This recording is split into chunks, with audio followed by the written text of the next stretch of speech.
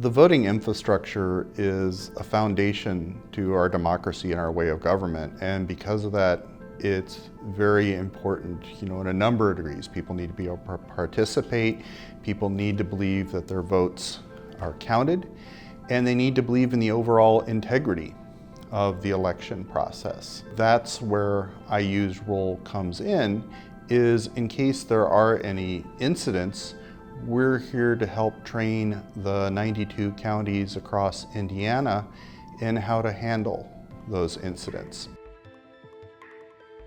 The answer is it can be almost anything related to computer systems. This can be something from as simple as, counties are already talking about how do they handle a power failure.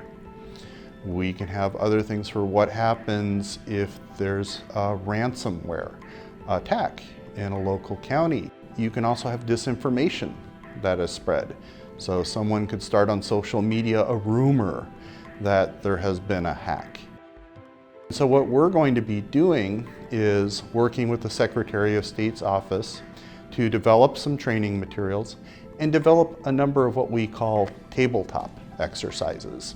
And they're called that because there often happens you would gather a group literally sitting around a table and go through hypothetical exercises. Wow, so if the internet were to go down on election day, how would you respond? Who would you have to communicate with? If you were to have somebody try to hack you, who would you call?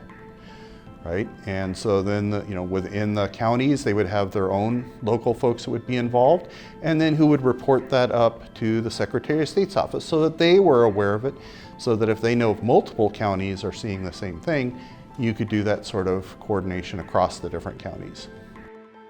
There's few things as important in our country than being part of securing the election process.